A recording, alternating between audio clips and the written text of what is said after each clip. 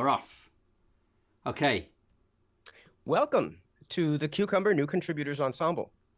I'm Blaise here in Massachusetts, and I'm joined by Lisa in Vermont, Matt in British Columbia, and Tolu, running on backup power in Nigeria.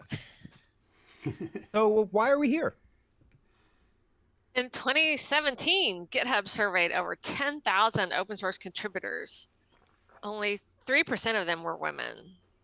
We believe that open source communities will be more vibrant, resilient, and effective if they include everyone. So we hold this space each week for anyone who is new to contributing to open source, especially for people from groups who've historically been underrepresented in open source communities.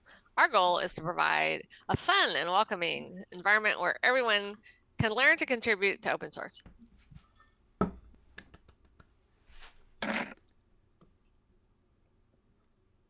Tolu, did you want to read the last bit? Do you still have it in front of you? He's on mute. Oh, he is. Tolu, you're on mute. We use an ensemble programming format and we follow these principles: safety over comfort,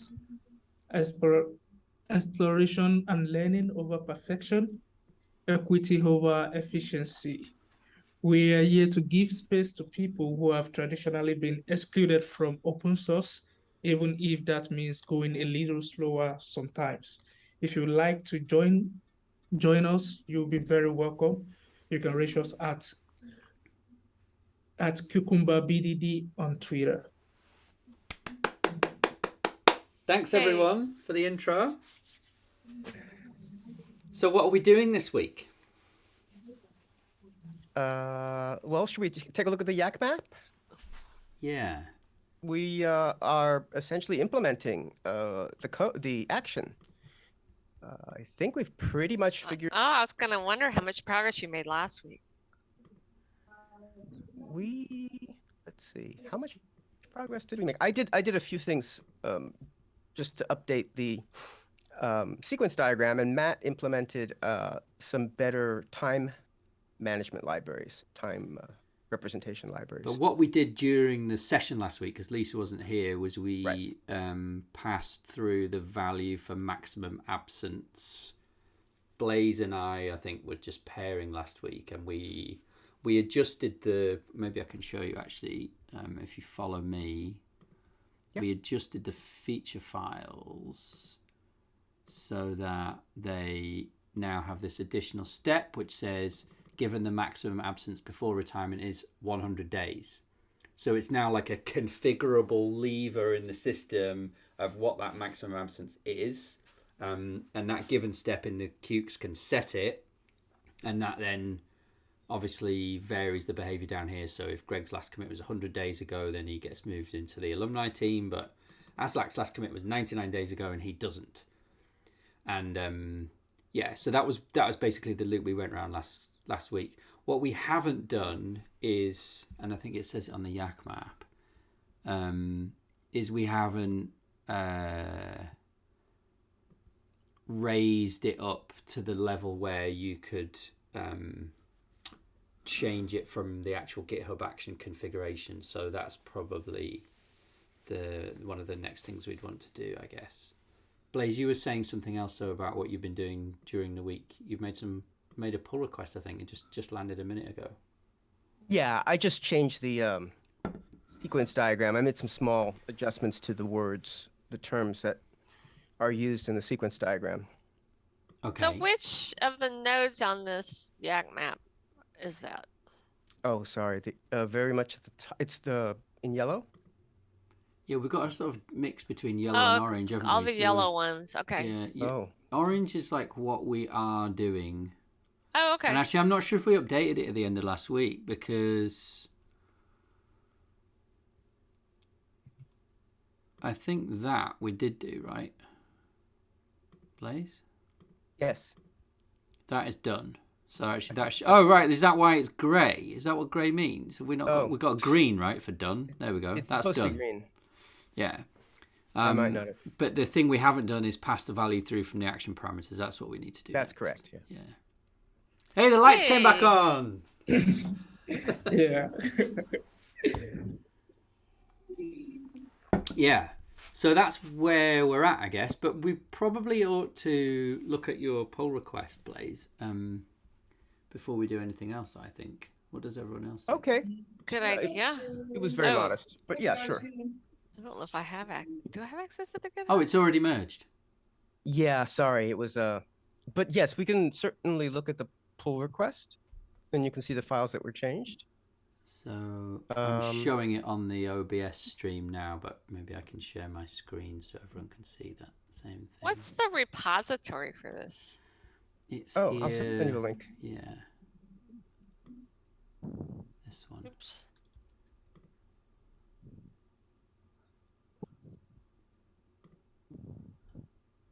Is it cucumber.io? What is it? Here, I'll send you. I'll drop it in the Slack channel because it's more permanent that way. Ah, If that's all right. maybe it's already there somewhere. What do I know? Well, yeah, probably might be. I don't know. Is it pinned? No, it should be pinned. It's actually not a bad idea at all. As a matter of fact. Yeah, the GitHub repo would be a good one to have in the bookmarks, wouldn't it? Yeah.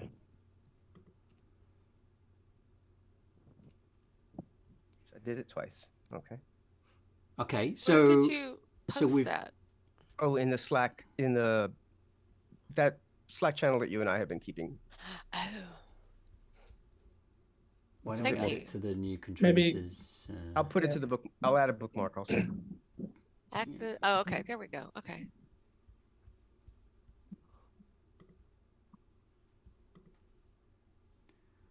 Okay, so you've made some changes, Blaise, to the documentation, basically. That's what's Yes. happening. Yeah. Oh, but you already merged it. Okay. Look at that, Blaise. He made the pull request and he merged the pull request. Is he allowed to do that? Well, so this is a good conversation for us to have It is. as we're talking about open source, because it really depends on the team's policies, right? On the organization's policies. And we have a pretty liberal policy in general at Cucumber.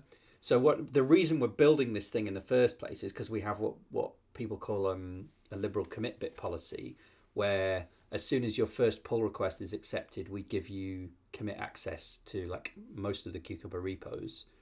And we've actually had a discussion within that community. There's about 300 people that have got commit access to Cucumber about merging pull requests and whether we should merge our own pull requests or just commit to main, right? Because we've all got rights to commit to main with access to the Cucumber repos, and it really depends on the project. What we kind of came down to was that making a pull request and then merging it yourself is still a good way to be communicative about a change that you're making to the system. Mm-hmm. Because the pull request gives you this whole sort of space where you can write a bunch of stuff that describes why you're making the change and other context around it. And it also gives space for people to comment on it even after it's been merged, right? So you can still come back and say, oh, hey, what about this bit? Whereas if you just make commits to main, it's kind of less on the surface.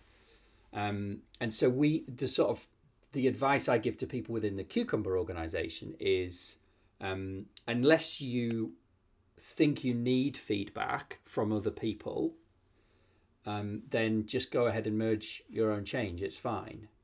And it's good to kind of keep things moving, because sometimes you can get stuck, right? If you're kind of like, I need to do this thing and then I can do this other thing, you can't start doing the other thing until the first thing's been merged in. So we do try and encourage people to merge their own pull requests where they think it's not going to cause any harm. But there are some repos we've got where the code's a bit more kind of like, what's the word? I don't know. It'd be risky if it went wrong. And we've got rules in those repos where, like in GitHub, you can't merge a pull request unless it's at least had one tick on the reviews. And there's a whole sort of formality that GitHub will allow you to do. So yeah, Blaise can do it. He's allowed to do it because we've got the rules set up that would allow him to do that. This action, retire, and active contributor is it's like a repo within the Cucumber Yes. repo. Yeah. So there's the Cucumber organization, I'm still sharing my screen. No, I'm not.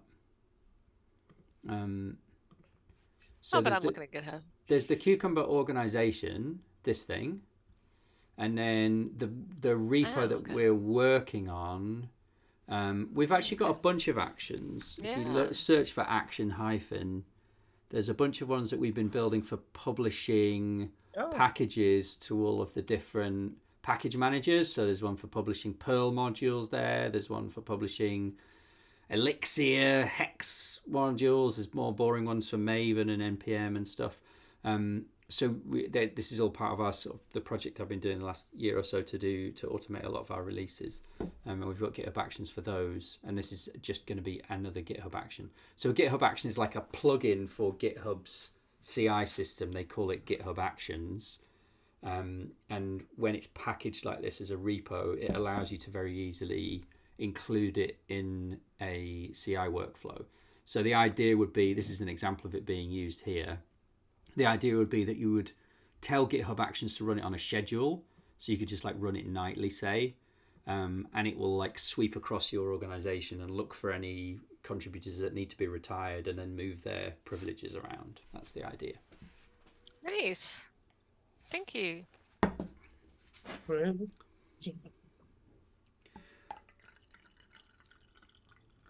So going back to the YAP map, it looks like this is what we want to do next. So should we sort of... Yeah. Should we try and make a start on that? I'm not really sure what we're going to do first to do it, but I think we should just kind of get started and have a go. Yeah, I mean, it's almost a chicken and egg, but we might as well figure out, where we're going to put the value, and then we can go into parse it. If we show Tolu and Lisa what we did last week, we have this is the main function. Are you following me? Got to find my window where I was sharing. Yeah. In live share. I'm following you. Oh, there we go. Live share. Hooray. Okay. Yeah. I'm going to just make the window with all your faces on a little bit bigger on the stream. So in this is the main function. Like this is literally all the GitHub Action does at the moment. Is it just runs these like 5 lines of code or 10 lines of code or whatever. But what we've done is we're passing in a configuration object now. So the configuration object at the moment has got one property, which is maximum absence before retirement. And the idea is that will and we use that. So in here we work out what the cutoff date is. So we take today and minus the maximum absence, and then we ask GitHub for all of the people in the committers team. We ask GitHub if they have committed since that cutoff date, and if they haven't, then we're going to move them into the retirement team. So this is working fine at the level of this function. But if we want to, so we've tested it from that level, but if we want to be able to use it from a GitHub action, we need to sort of make it work. We need to like step out a level or two and figure out how we're going to pass it in as a parameter. I have a question. Yeah. So what do we mean by retired contributor? What if I'm very active in, let's say, fixing like in community discussion where Yeah, it's a good point, Tolu. So we are literally just talking about commits in Git and basically your access rights to be able to make commits in Git. And what we thought was that if you haven't made a commit in the last year, we would want to not completely remove your access to the Cucumber organization, because we'd like you to still like have your badge on your GitHub profile, but we're going to move you into a team called Alumni that doesn't have any access rights, just for security purposes, because the way we just hand out the commit bit to people who've just had one pull request merged is very open, and we're trying to do that to be welcoming. but it is a security risk because it means that we're just gradually growing and growing and growing the number of people that contribute, that could push code to the main branch. And there's kind of no point in leaving someone who hasn't committed for, let's say, 3 or 4 years. There's definitely no point in them still having the commit bit. If they need it again, we can give it to them again. But You get the commit badge. I committed something almost, well, it's probably been too long. it Maybe might that's have been why. too long ago before we had the Yeah. bot. Yeah. Oh, maybe you didn't have it. Okay. Yeah. Okay. Does that make sense?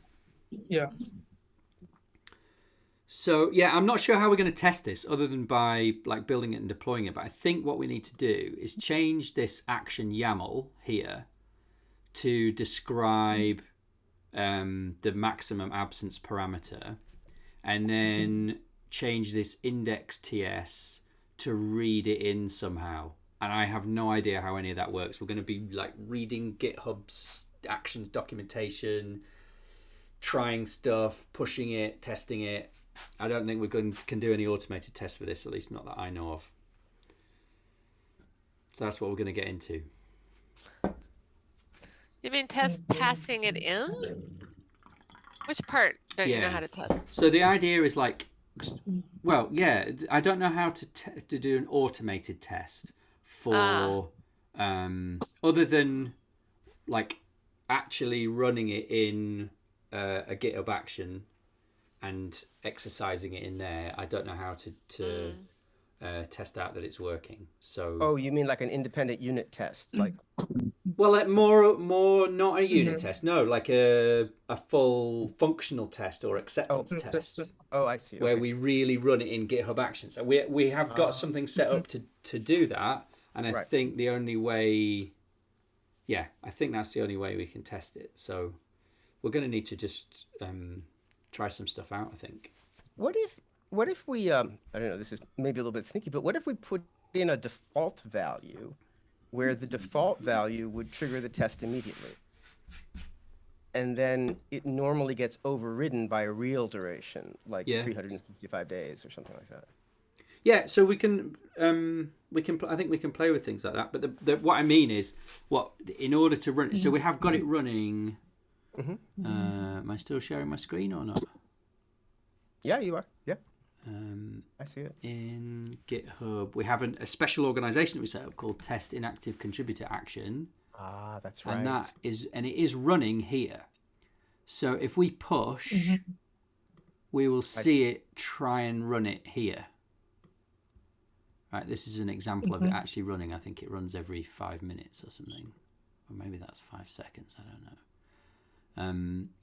So yeah, this is where we'll be able to test it a little bit. But we're going to need to just make some changes to the code and push it, because this is like just fetches it from the main branch on GitHub. So there's no way to test it locally, is what I mean, as a GitHub action. Not that I know of. Right. Okay. Yeah. So yeah, I think they're called parameters.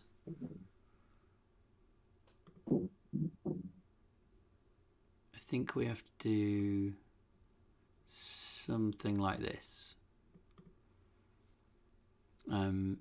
So yeah, I think. Well, should we try and make a plan in the mob timer and then try and do our good old mob rotations? Yeah, absolutely. Where's the mob timer?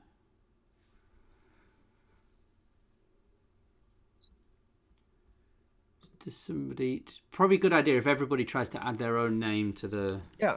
I haven't started up mob timer. Here, I can start it up. Don't worry. I'll add the names. Oh, okay.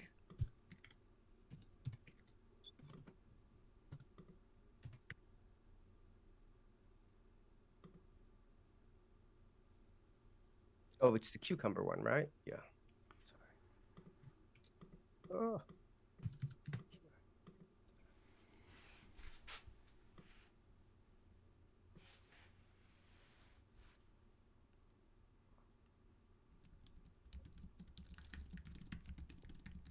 So one goal, it would be to define the input parameters in action YAML. And another thing would be to pass input parameters to retire inactive contributors function from index.ts. Because I that's hear this you file typing. here. Where are you typing those things? Oh, I thought I was screen sharing in Zoom. And I'm adding them. If you look at the goals. But you are screen sharing. Oh, that's right. Never mind. Oh, goals Yeah, I know. and There's mob so time. many Okay. windows though. But I'm I adding them know. into mob I was time. looking at the slide share. So many windows.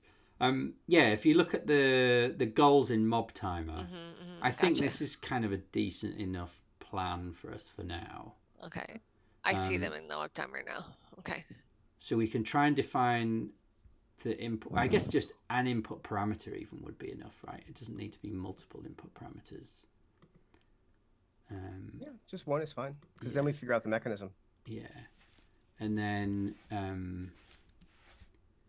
try and pass it through. And like I say, I have no idea how we're going to kind of know whether we're succeeding or not, but I think we just need to try. So you don't have any other GitHub actions that pass parameters then?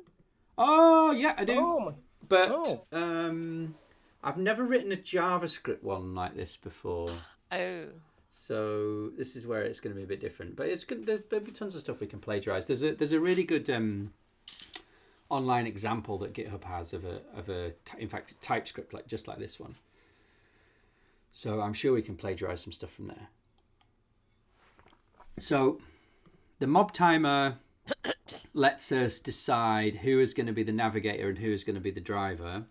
And we have got a protocol that we've retrospected towards that we don't actually run the timer. What we do is we try and switch on task rather than on time, so people they don't get rushed. And you can just take as long as you need to finish the task.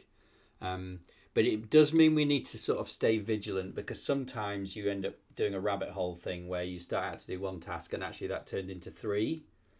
And then once you've started doing the first one of those 3, it's quite a good idea to notice at that point and rotate, if that makes sense. Nope. So we just need to stay vigilant. But right now, the mob timer says it's going to be Blaise navigating, Lisa driving. God. Okay. Can I really drive though if all I have is the live share? Yeah? Yeah, you can edit, because Matt's giving you access. Not too slow? Because I'm slow. I'm going to be slow as it is. What did we say? What was that value about?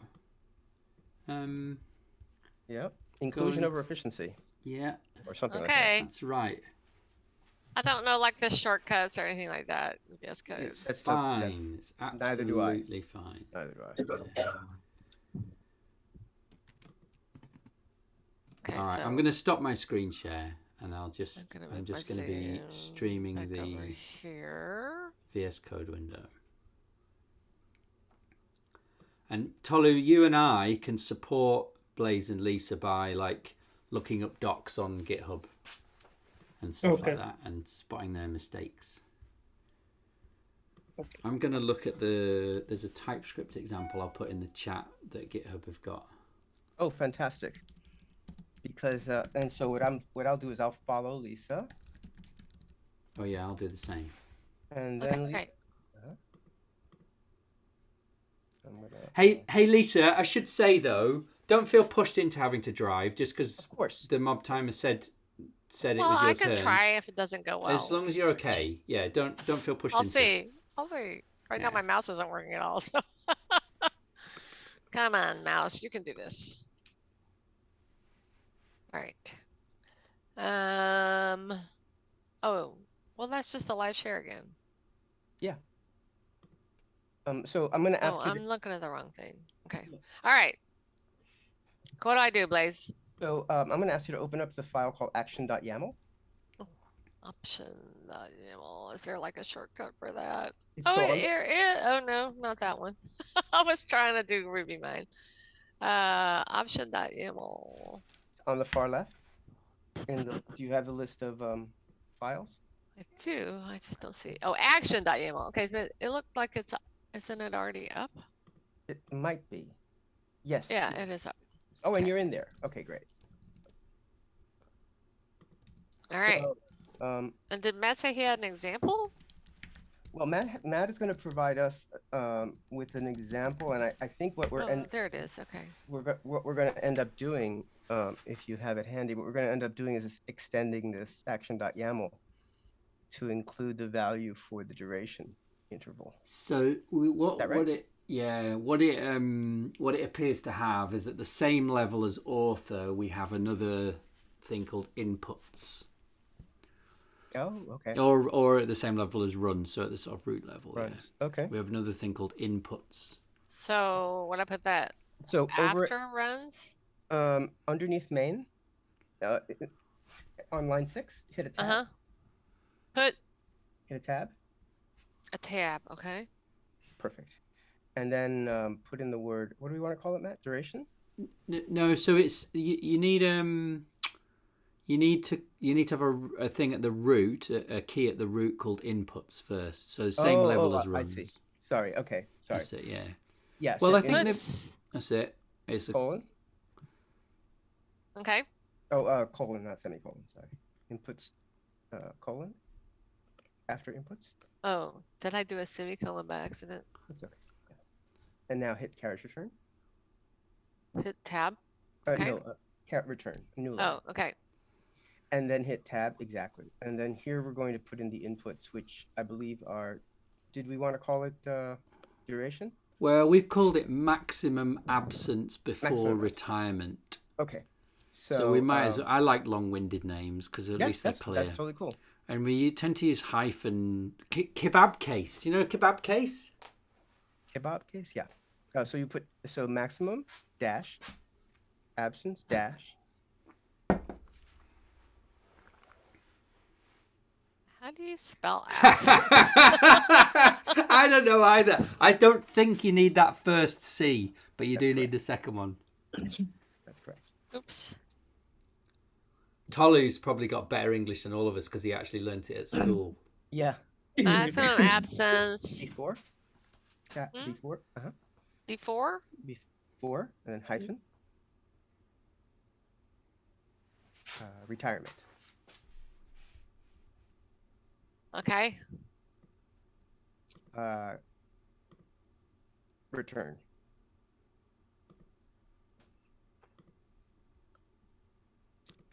We might want to put these in quotes. Is that right? No, you need it. So, I have pinged you a thing to reference Blaise if you look in Slack. Yes, it's right here. This thing here? Yeah, so that chat, so let's see. He's got a Where is it in there? In the Zoom chat. No, I have it open. Oh, you have it open? open? I just don't see what I'm supposed to be looking at. I know, it's kind of hard. What we want to do is we want to go down to maybe hang on. There's a specific file in that repo. Let me put that in the Zoom chat, Lisa. The action.yml? Yeah. Okay. So yeah, okay, totally. That's it. Yeah, thanks. Oh, there we go. We just both fired the message at the same time. So it's going to be inputs. Okay, cool. And then so after retirement, you put a colon. And then hit a carriage return because we want to make it required. And hit carriage return and a tab.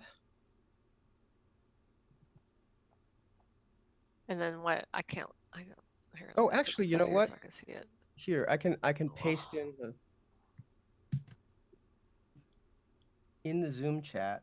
This is basically. Oh, required true. I think we want to do required true. Unless we just want to do a default. I don't know, Matt. What do you think? Required true? Meh. No. Not required true. I don't really mind. It's probably simpler. Am I supposed to type it or not? Probably simpler if we just say it's required, isn't I it? think so. Yeah. It's one less thing to worry about. And then we don't have to have a default for it.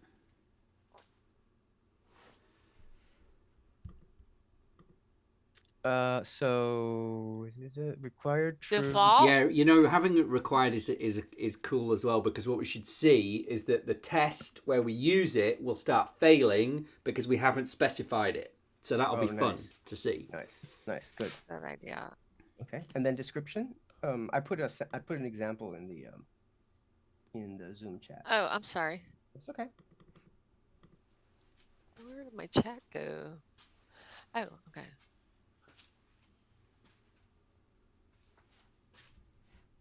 Okay.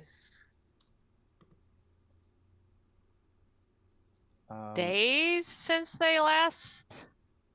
Days they've been absent? Is that what the description is? I think we're using days. Yeah.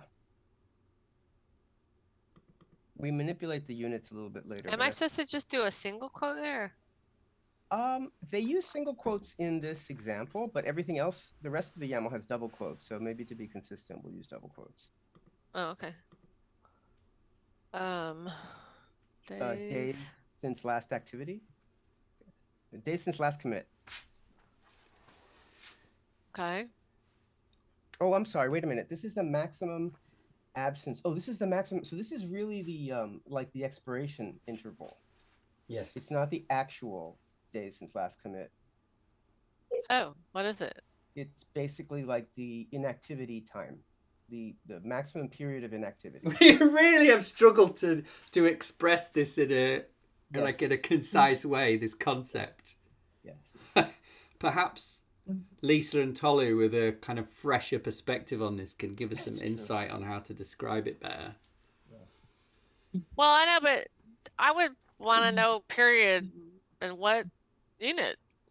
Well, the units is a good question, because we have right now in the code we only have a mechanism for dealing with days, but we can really easily bring in a like a date parsing library that will allow humans to write kind of whatever they like here.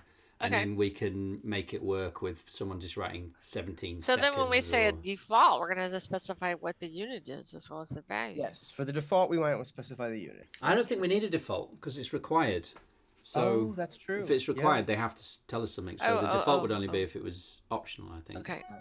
And then, like, how does it know, like, maximum absence is the way? Is that a number? Is that a text field? What is that?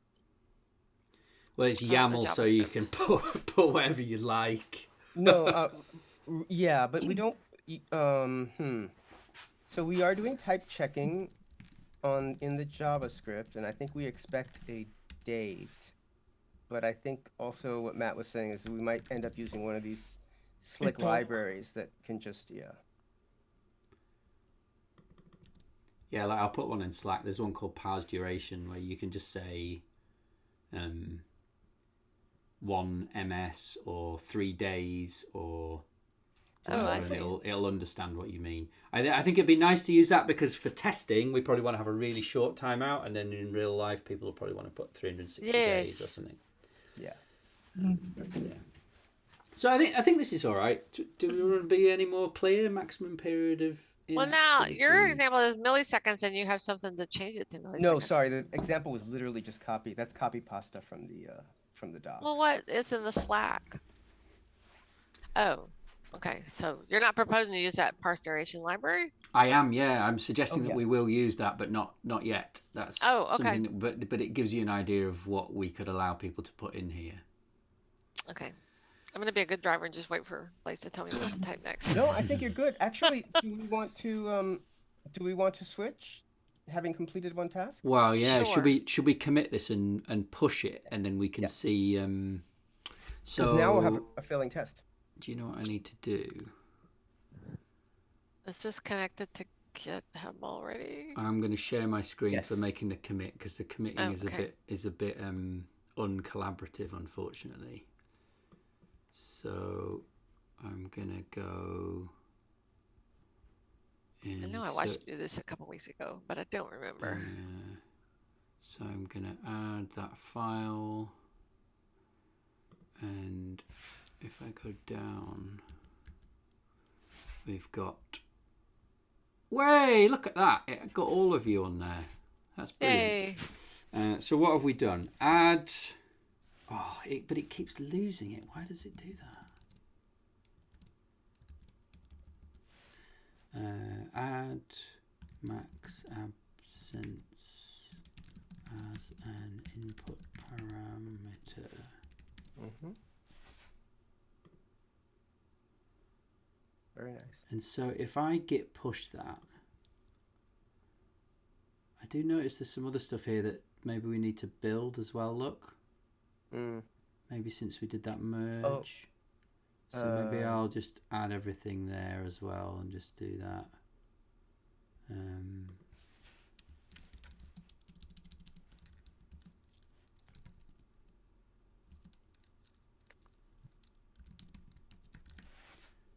It's a little bit of a mess, that stuff. But let's just not get too bogged down in that right now. So I've pushed it, and I would expect that it will now be running. Keep looking at my screen share. GitHub test inactive contributor action.github.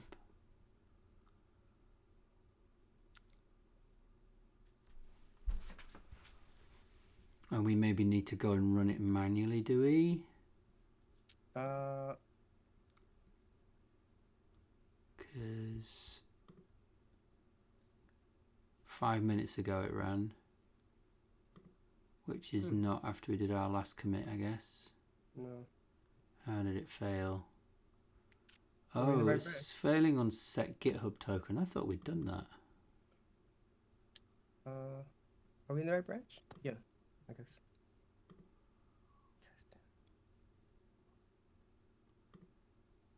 Oh, we never set the GitHub token. Looks like we didn't.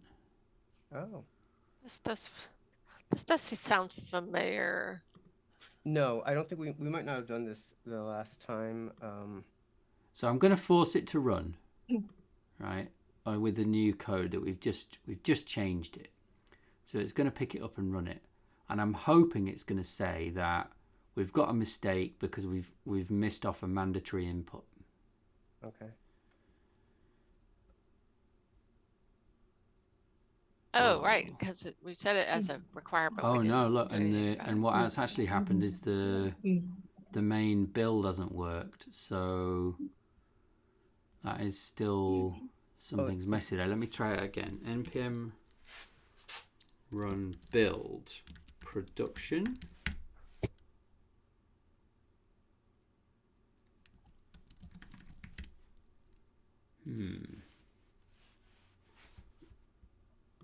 Do we have anything in the dist directory? Oh, I can answer that question. Yeah. It's in dist production. It's confused, isn't it, this? So we can run build clean. Oh, it's package. So this is messy that we've got both of these. Build production and package. We don't need both of those. Probably just need package, I would imagine, right? Yeah, it looks like we've maybe lost. Okay, I vote that we have a new task and that we rotate, because the task is fix the production packaging stuff. Hooray. So let's stick that. Should we stick it in the mob timer queue? Yeah. Goals. So we've kind of done define input parameters in action YAML, though, haven't we? Does anyone want to check it off? Yeah. I'm going to add this goal, fix production packaging. And I'm going to stick it up to second in the list.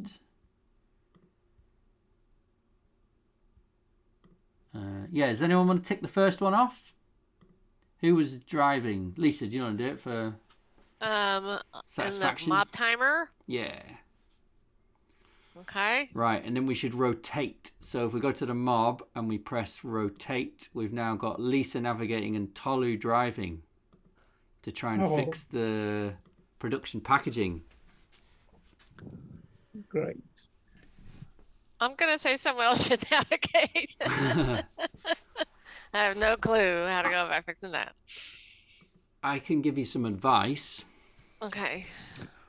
I think that Tolu, you might know some stuff about this because you're working on a Next.js app, aren't you? Yeah, I do. Yeah.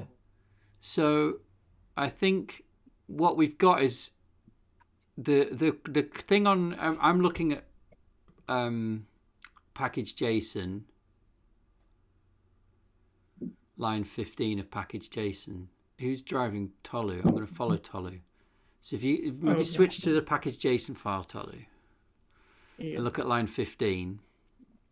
I think that line 15 and the TS config there that's referenced is legacy. And I think that what we want to be doing instead is what's on line 14. So I think we kind of want to, we've sort of got both of them together, and we probably want to, maybe what we're going to do is like rename the package one to be build production, delete what's on line 15, and then try running things again and see what files we end up with. And we could probably delete that tsconfig production JSON as well, because I think we just don't need it.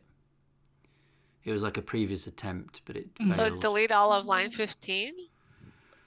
But it's what kind you're of saying? references in tests, yeah. Yeah.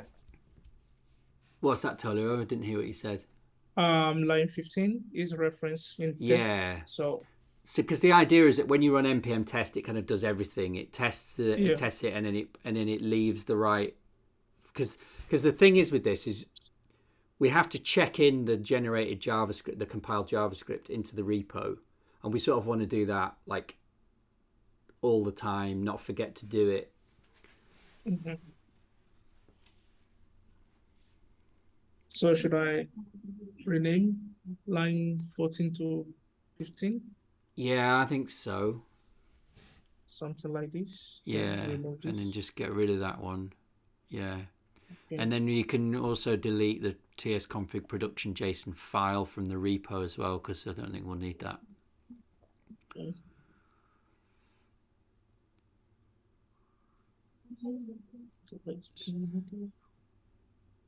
This right? Yeah, we can just delete that whole file, I think. And then if you run, can you see npm run build clean? We'll just clean up the dist folder.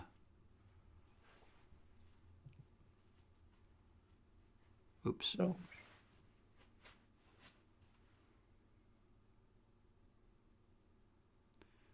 Okay. And then try running npm test, I guess, and then that should fix everything. See, I don't know if you could see the error, Lisa, in that output from GitHub Actions. I've lost the window now. But it was saying it couldn't find a file which should be generated by this. Yeah, I've lost the window too.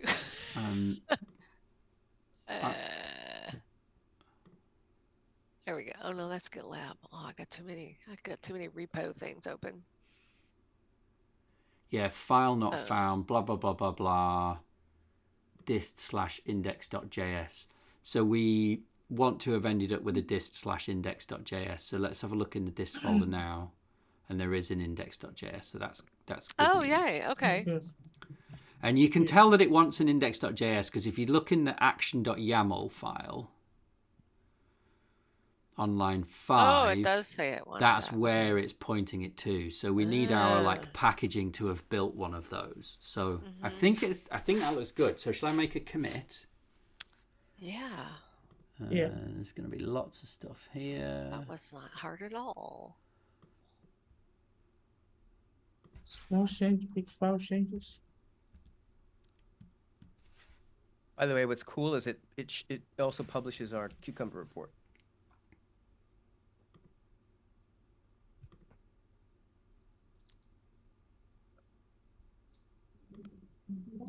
It publishes what? Cucumber report.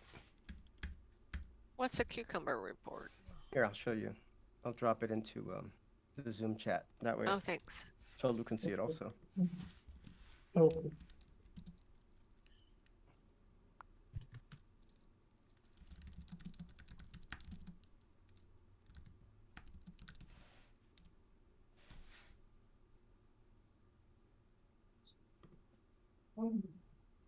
Okay. I'm pushing the changes. So now if I go, am I still screen sharing? I am, aren't I? So if I go back to the test repo and take this one and run it again by hand. Give it a couple of seconds to start. There it goes.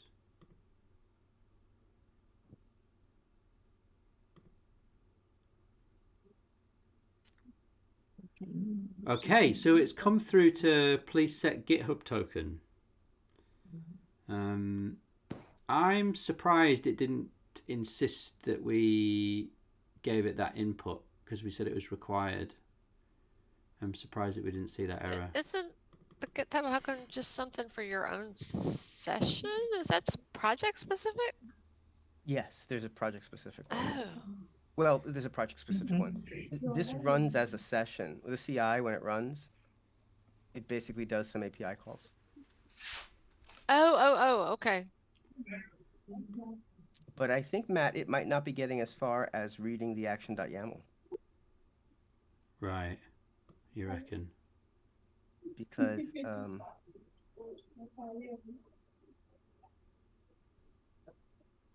I don't know. I'm puzzled because I think that error is coming from. If you look at the stack trace, it's coming from line 20 of our index TS. Okay. So it's found its way into that code and run it. It's not line 20, is it? It's line 10. Oh, how interesting. Source maps out. Yeah, it does seem to be. Yeah, line 8, in fact, it starts at. Where's that? Token. Not token. Yeah, so we could set that environment variable to a GitHub token and then see if that helps us move on a little bit. Yeah. We're going off the task. How did that work before if we didn't have that? I'm not sure if I think we might have got distracted from looking at this like this test run of the action, because I think the last time we saw this error, it was a success that we were even running the JavaScript code in this function and we were happy, but we never did the next step to make it really run. So yeah, I think that's another thing that we need to do is make it pick up the GitHub token. Process.m GitHub token. Oh, it is looking for an environment variable. Yeah, it is. But we haven't set one. Like, even if... Is it in here? Oh, because I thought the GitHub token, because it started with GitHub, was automatic. Secrets. Yeah, Secret action. Thank you. So it's not defined in here anyway. But even if it was, we'd have to pass it in. So shall I just define one here, and then we've got one that we can. So play we were with. never invoking index.ts before. Not from outside the. See, I've defined it somewhere. Yeah. Well, there's this octokit. Oh, okay. I've defined it somewhere. I That's can't when we run remember the where mock. I did it. Anyway, I'm gonna I'll paste it in. Just give me a sec. I'll do it off the screen. Need a terminal. So is the error message coming from that if statement in the index.ts? I believe so. Yeah. Okay. But that's the personal access token. I thought you were talking about some API token for GitHub Actions. That's the same thing. Oh. Okay. Yeah, you use a personal. In this context, you have to use a personal access token. But how does that work in CI? Why would it be using somebody's personal GitHub access token? Exactly.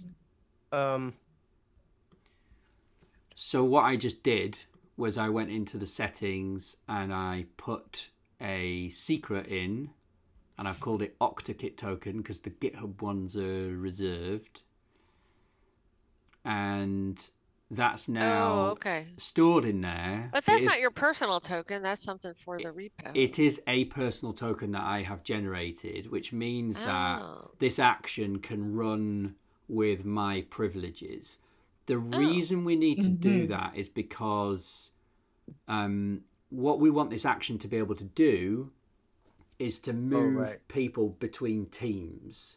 And the normal level of privileges that is given to GitHub Actions, that's organization administrator privilege, which is not normally given to a GitHub action. So we need to sort of elevate its privilege, and I don't think this is like one of the most immature bits of GitHub Actions, but the security model means that for the time being, if you want to elevate the privilege of a GitHub action, you have to use a personal access token. So you have to give it a personal access token. So if this is kind of like an organization, so whose token are we going to use? We've just used, we're going to use mine.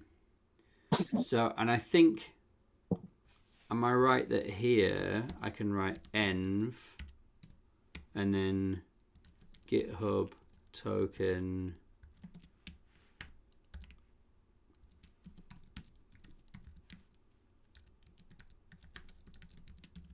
That's right. Secret.octakit, yeah. And that should then pass that secret as an environment variable to the action when it runs in our test. Yeah. This is annoying because it's hard to do ensembling for this stuff because it's like fiddling around with configuration in repos rather than coding. Let's see what it does. So it's an API token, but it's not passed from like your own secrets file. It's passed from GitHub. Yes, exactly. Yeah. You have to, basically you're asking GitHub to run something as you rather than asking it to run it as a bot account or service. And we're probably going to need to document that properly on the README for the project. Okay, so now we've got a new error, which is HTTP not found somewhere. So probably Ooh, that's interesting. Yeah, so we've got past the GitHub token. And this is probably something we haven't got a very good stack trace here. Is this for a test that's trying to run or something now? Well, it's trying to really run the action, and if you think about what it's going to do, it's going to come down here and it's going to get given that the org name is called to do get org from action parameters, and then it's going to try and do retire inactive contributors on it, and it's probably going to then make a call to GitHub and ask it for what are all of the users in the organization called to do get org from action parameters, and there isn't one. So it's probably got a not found when it tried to look up that org. But we didn't get a very good error, did we? So HTTP error. I mean, something's not found, but I just wouldn't have expected it to be HTTP error. We could iterate on this error message and try and improve it. Yeah. That came from us. Yeah. Sort of. So this is like not found, something error. So it's the REST API. You see, I mean, it's even like because of the TypeScript, JavaScript stuff, and I'm surprised and sad that it hasn't given us used the source maps to look up the TypeScript line. But this index.js line 86. So if you went in there, and if only you could read that code. This is the compiles. It's impossible to read, isn't it? It's useless. But my guess is that it's from the bit where we try and do that, because that's our first GitHub call. And when we call OctaKit GitHub and ask it for the members of a team, it's going to do this.octakit.rest.teams.list members in org. And I think that's probably getting a 404 because when you pass it an org that doesn't actually exist, it's going to give a 404 error, and that's going to give us that not found. So, what we could do next, I'd suggest we could TDD a kind of try catch around this here, which throws a better error and tells us, unable to list members for org, blah blah blah, and then we get a better, and our users will get a better error when they try and use this if they've configured it wrongly. That could be our next move.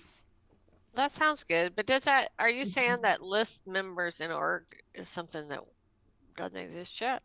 No, so this is GitHub's API, and our code is making a call to GitHub's API to say, tell me who all of the people are in this org, so that we can then iterate over them. But we are currently not allowing you to configure the org, and we have got a hard-coded org name of to-do get org from action parameters. So if we call GitHub's API, passing it that org, GitHub is probably going to say, I don't have an org called to-do get org from action parameters. Oh. And it's throwing a 404 error. My hunch is that that's why we're seeing this error message, not found. That makes sense. Okay. That's a good place to have a nice verbose error message, because people are likely to screw that up. Are they though? Once we write the code to put something that really passes something in? Well, if they put in the wrong org name. Oh, gotcha. Okay. I mean, it might be that we can even just ask. But isn't the org always going to be cucumber? Well, we're trying to make this so it would work for other orgs. I think it okay. might be possible that you can ask GitHub, what org am I running in? Ooh. And then it would always be correct. Shall I just have a look and see if that is possible? That'd be cool. I can, let's see.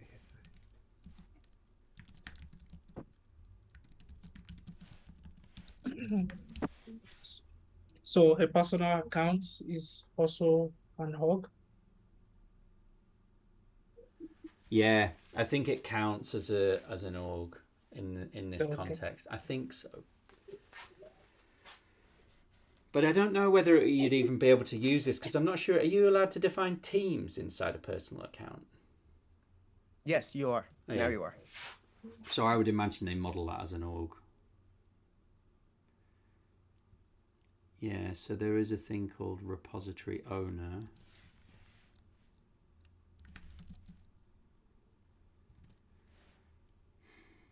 I still want to just change that error message to be better first. That's what I want to do. Yeah, I think that's a good idea. Should we do the little TDD thing of like describe what we want the test to return? Sure. It might be our last. It might be our last move today. Oh yeah, it's getting late. It also makes things easy to pick up later. So what do y'all use to run these tests for TypeScript, or how do you write tests? Let's do a mob rotation. So we fixed the production packaging. Yes. Yes. Oh, we Check did. it Yeah, off. because we got past that. And the next goal that we've discovered, isn't it funny how like you do one thing and then you discover what is that saying? It is by doing the work that you discover the work to be done. I think that's what it's called, isn't it? Yeah. So what's the next thing we The want to saying is do? planning is good, but plans are useless. Throw a decent error when org can't be found. Right. Beautiful. Yeah. And then we'll put that up to next. And then I'll go to the mob and I will rotate. And I'm driving. Tolu, you're going to navigate me. Okay. We can help. Yeah. So we want to make the change in this function here, get members of. And we want to test drive it. Do we have a test? We don't have any test for that? They're in the file right next door called octokit github.test.ts. Oh. And if we go here, it gets members of a team. Oh, we already have a test for that. Yeah, but this is gets members of a team. Like this is for an org that exists, right? Because we're hard coding org here to be one that really exists. Oh, I see. So we should come up with a test. Yeah, for We should assert that the org is correct, right? So for a non-existing, an existing organization. Yeah, so should we add another example here? It fails to get members when given a non-existent org. So it wouldn't. Okay. And then we could do something like this. But instead of doing that, we would say assert that, and I think you have to pass it a function. Throws.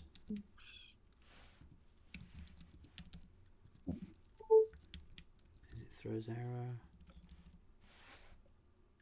I mean, isn't this the test to make sure it gives us an error message? Yeah. I just. Do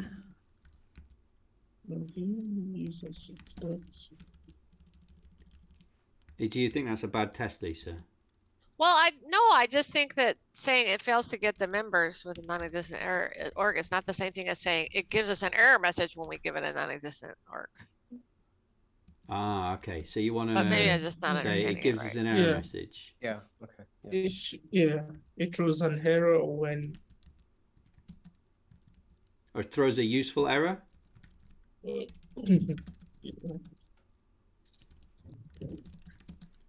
Trying to get members of a non-existent org. Is that good? Throws a useful error. Throws a useful error when trying to.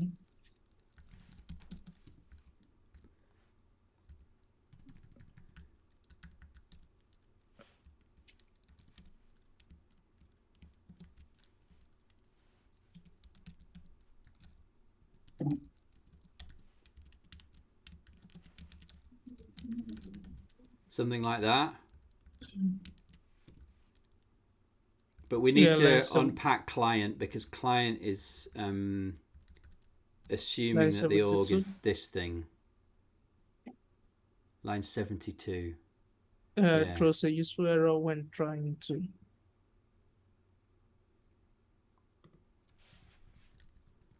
So what do you want me to do next, Tolu? Shall I try and run it? I said throws a useful error when trying to get. Oh, when. Sorry. Yeah. Yeah. Good. So the thing I think we need to do is like set this as our org somehow. Do you know what I mean? Because we haven't actually set up the situation. How do you know there's not an org called that? That's the team name. Oh, that's a team name. So org equals non-existent org. But what we have to do, I think we need to change this so we don't call client, but we do.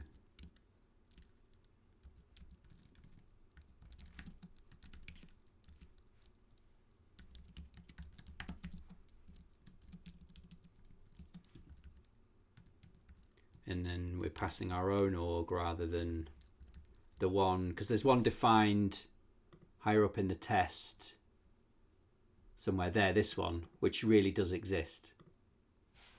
Maybe we should have a comment about that.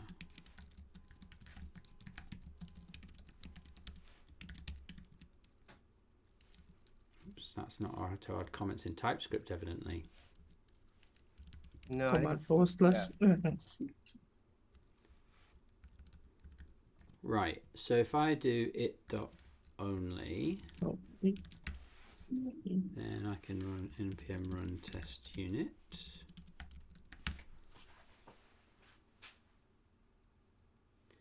And we should get a failing TDD test. Oh yeah. Throws you. The function did not throw anything.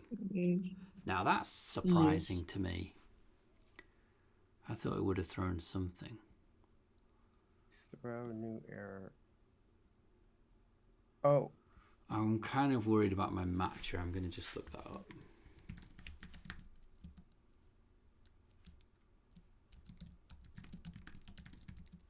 I'm just not sure if how it works with promises.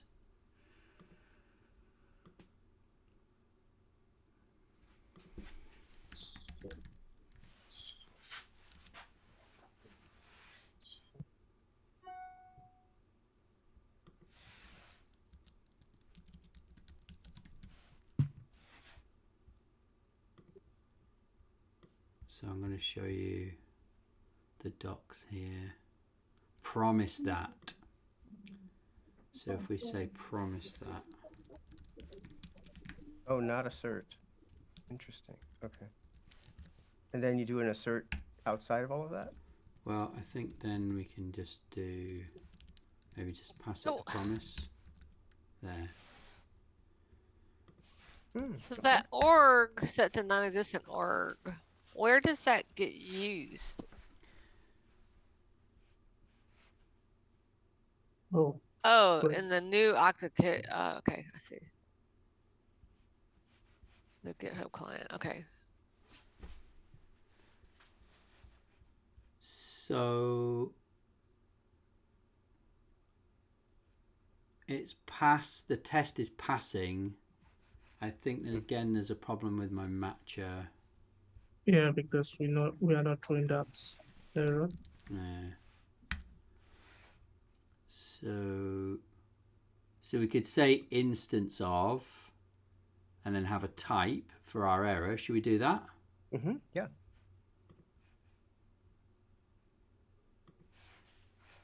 Tolu, do you like that? Yeah. Yeah.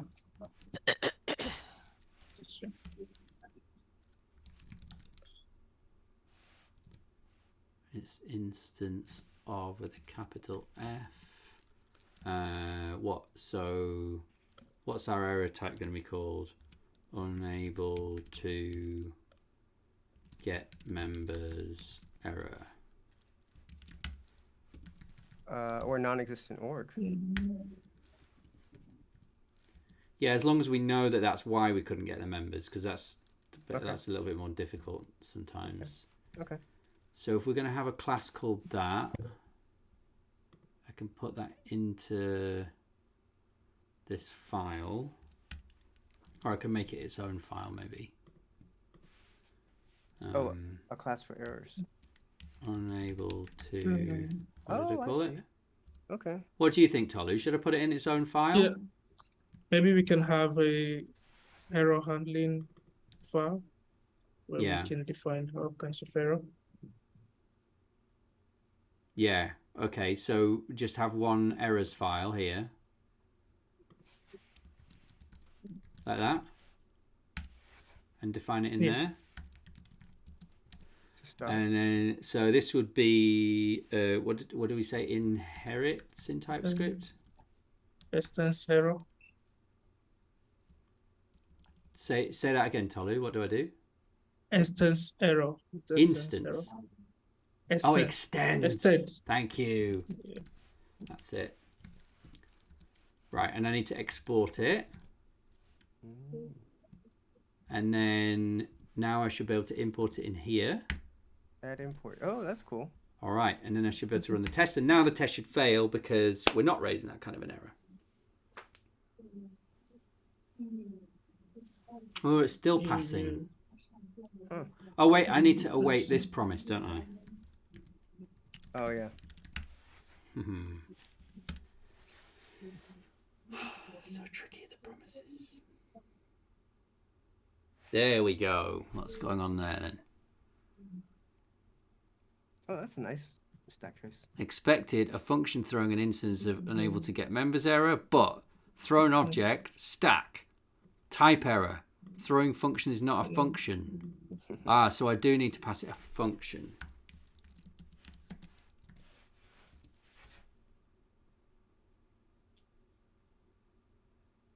God, how do y'all learn how to do this? And By the way, argument of type. Python handles this stuff way more cleanly. Promise any. So it is all right, isn't it? What do you think, Tolu? Yeah, I'm trying to, because I've not used promise that before. Yeah. Throwing function is not a function. What the hell does that mean?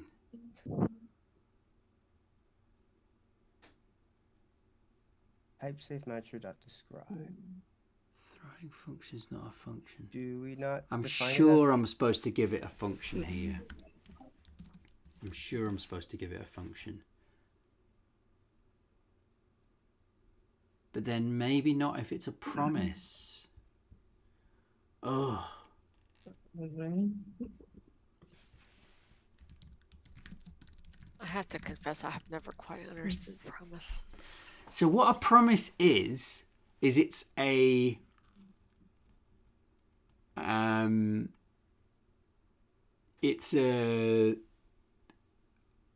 pointer to a function that you can that will run at some point, but you can't tell whether it's run or not. And then the JavaScript language has got some stuff built into it so that you can make your code wait until it's finished. Because it's kind of like, if you think about it as multi-threaded, it isn't strictly speaking multi-threaded, but it's asynchronous. So it's something that's happening in the background, if you like, and it may or may not have completed. So does this word promise kick it off? Or something else kicks it off and promise is waiting for something to happen?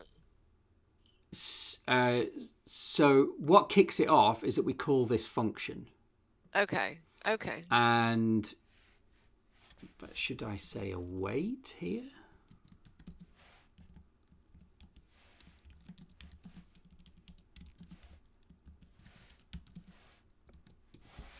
No, it doesn't like that. Yeah, what kicks it off is that we call this function. Okay. And that's going to mean that a promise starts running, which is going to go off and do these calls to GitHub and all of that stuff. But what we need to do is sort of make sure that we actually wait and find out what happened. Not now. And yeah, I'm just unclear about how we use the throws with that. I'm almost like, what we should maybe just do is, you know, so that, like, if we went back to raw how promises behave, you can do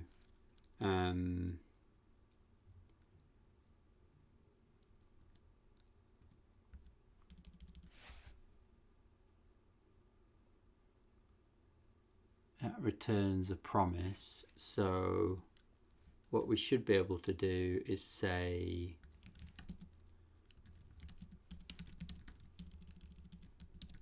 that's the promise of it. It's getting the members, and then we can say getting members dot resolve, right? Or promise dot. Oh, this is really hard for me because like none of you understand about promises, do you? Or do you understand about them, Tolu? A little. Yeah, because what I should be able to do here is say, like, if it resolves, because what we expect is that it will fail, right? Yeah. And I don't know how to use ham jests matches to expect that it's going to fail. But what about Node.js assert promises fail example? You can do set.reject. Yeah, assert.rejects. There we go. Oh, wow.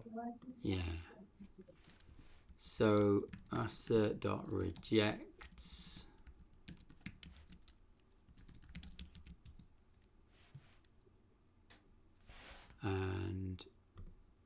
that's the thing that we need to import.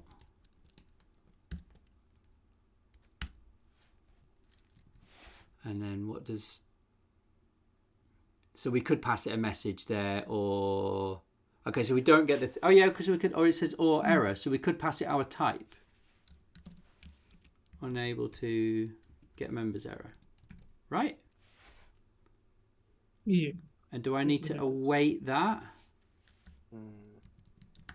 What does rejects return?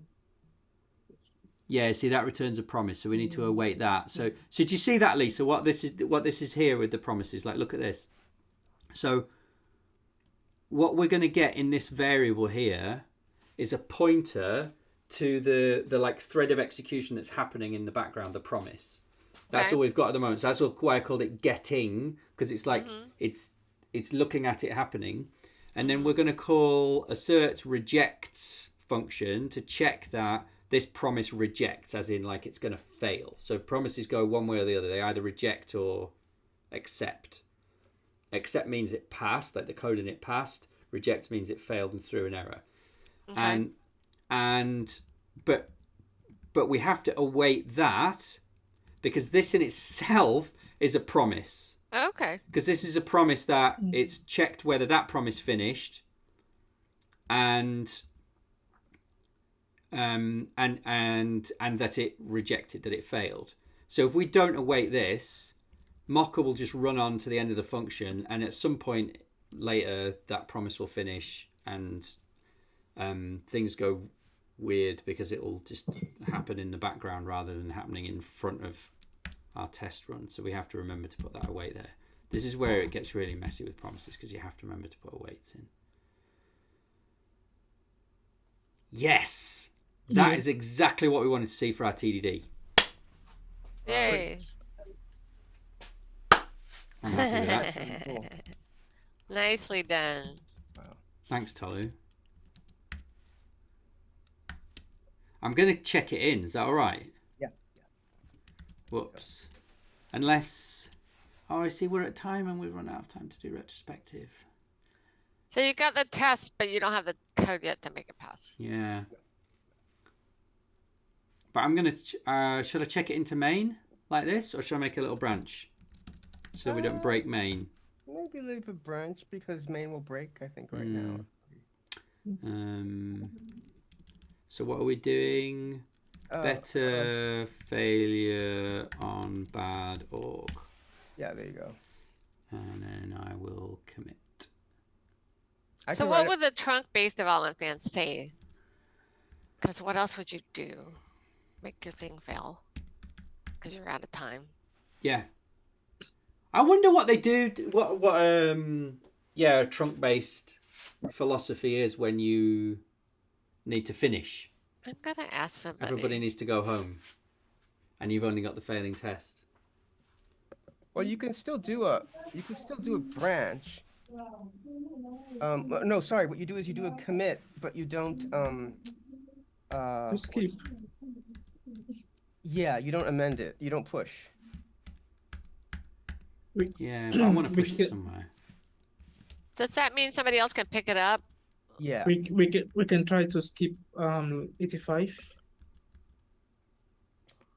Oh yeah, that's true. Well, then we can commit it to main. Good. Yeah. Good suggestion. And in fact, I was just about to commit it with it only. So, right, and I'll put a to do on it. So it's like a pended test now. Yeah, brilliant. Oh wow, that is brilliant. Very slick. Yay! The only problem is if you are not disciplined and don't come back and fix it. Yeah. It shows up on the list of skip. It shows up on the. Why results, is though, right? Tolu not appearing in here anymore? Are you still in the? Oh, you've dropped out of the live share. That's why. My connection. It can only pick up Zoom now. Oh, I see. But I learned so many things in this one little session. Yeah, isn't it amazing? It's the stuff I learned nobody about teaches us. trunk-based development. I learned about promises. I confess I worked for months and months on a team that was doing promises stuff, and I heard them and I thought I knew maybe what they were doing, but I was afraid to ask. Like, oh, I should probably know what that means. You can kind of guess from the word promise what it means, but Well, the thing is, yeah, people can make them sound a lot more complicated than they are, I think. No, they didn't make it sound complicated, No. which is probably another reason I didn't want to ask. Oh, I should know this. You can, my email is kind of Acopas users. Okay, maybe I'll change that on GitHub. Do you want me to fix it? I think it was just what was it was just what was hard coded. So let's put your full name in for starters. So it should be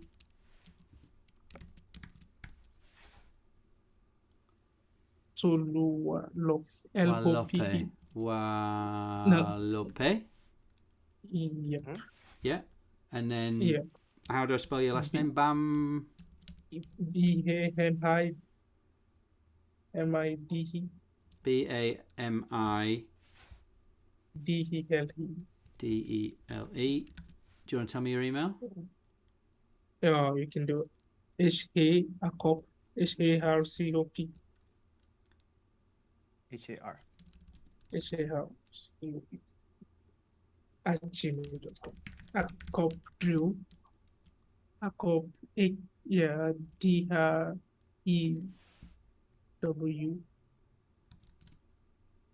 Yeah, at gmail.com. Drew. Oh. D-R D-R-E-W. Drew. No, Drew. That's No. The Drew is in the username. yeah. Oh. Jacob Drew. Yes. Yeah. At gmail.com. And that is at gmail.com. So I did hear you right about that. Sorry, Tolu. Yeah. I'm going to get Sorry, used to no used to your accent. I'm really sorry to be so Okay. slow there to follow. All right, we got it. And one day, hopefully, we'll all be able to type these commit messages collaboratively, just like we can on the other files. But at the moment, it doesn't let us do that. Right. So we can commit that and push it. Yeah. All right. So yeah, we normally when Kate was here, we would always do a retrospective at the end. We would stop 15 minutes early and do a retrospective, and for the last few weeks we've failed to do that. And I should respect everybody's. I want to respect everybody's time and let everybody go, but I'd love to just have like a kind of one moment of feedback and reflection from each of you, especially Tolu and Lisa, because you're so new to this. Just like, Let's start with them. Yeah, what's been good? What is there anything you'd change? Well, I mean, for me, it's just, gosh, I used to get to do this like for a large part of every day. Although I say that our team wasn't as good at switching and doing good ensembling practices, but still being part of an ensemble. And y'all are really good at answering my questions, and I feel like I learned so many different things. So I'm all good, and I agree we should probably have a little retrospectives at the end, because that's part of ensembling. Yeah. Yeah.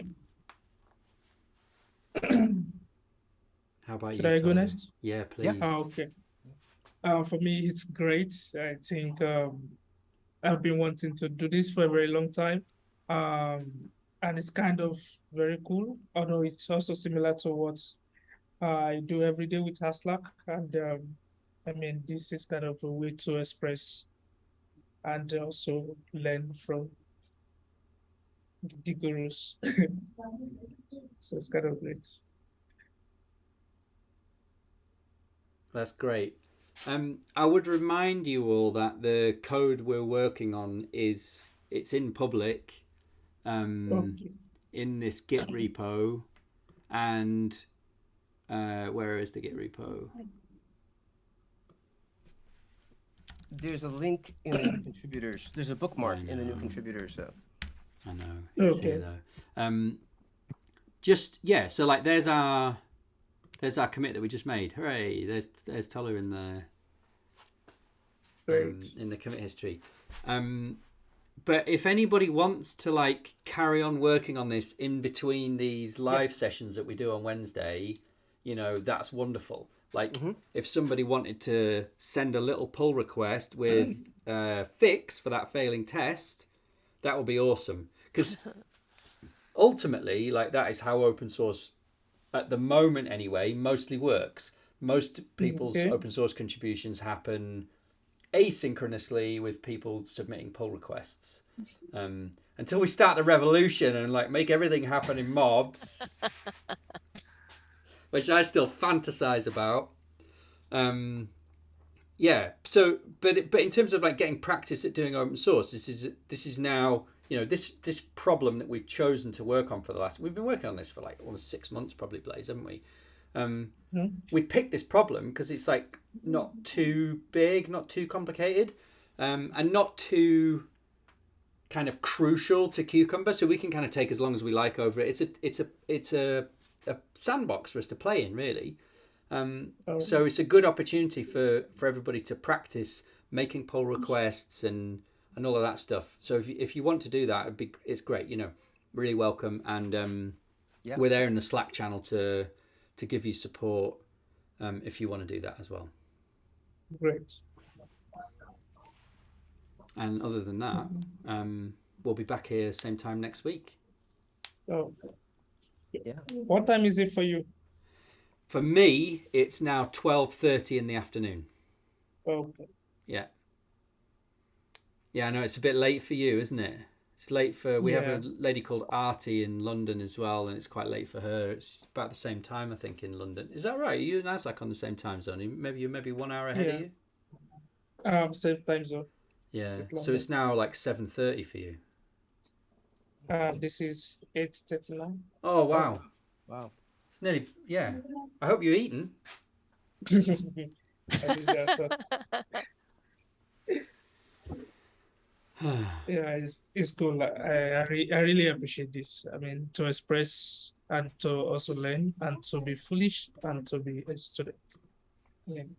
Great. Well, tell your friends, Tolu. Everyone's welcome. Yeah. Yeah. Bring your friends. The more the I merrier. keep telling my friends there. I guess I'm not popular enough. I can't get anybody to join. Actually, there is somebody on the Women in Testing site who she got in the Slack, but she just couldn't make it today. So Just keep encouraging them. I mean, my experience is that it's difficult to find the time for open source. That's one of the reasons that open source is privileging white men so much at the moment, is because they've got more time than everybody else in general. I'm so happy you're trying to do something about it, because I suggested to the Robot Framework, a couple of Robot Framework people, like, look, I did this thing with Cucumber and it was really cool, and it's a great way to get people involved that don't really are scared to get involved, and they're like, oh yeah, that sounds nice. But another question is, like, somebody said, well, I don't know, I'd kind of like to do it, but I wouldn't want to be on Twitch. Oh, they don't have to be. I figure probably we could just opt not to do that. That is really good feedback, and I have been doing, as well as these live ensembling sessions, I've been doing one-to-one sessions with people who want to contribute to Cucumber.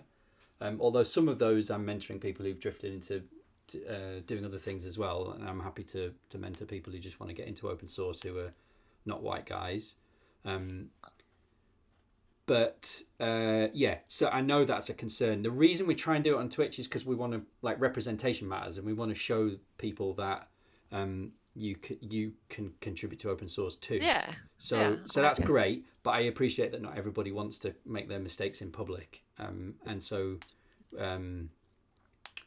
maybe we could also run an ensemble that had the Twitch off as well, if that was attractive to people. I'm totally open to doing that. I completely understand why people would want that kind of a space. Yeah. Sometimes what I've done as well is, like, people like Ariana, I've been one-to-one pairing with Ariana for probably 4 or 5 months before she started popping up on this. She's not here this week, but nice. she's come a couple of times. So, just get people a bit warmed up and confident, and then. Great, and I like the cucumber reports, by the way. Very nice. Yeah. It's promising. Right, I'm going to stop the stream, okay? And let you all get back to your weeks. Thanks ever so much, everyone. Thanks so much. It was super fun. Nice to meet you.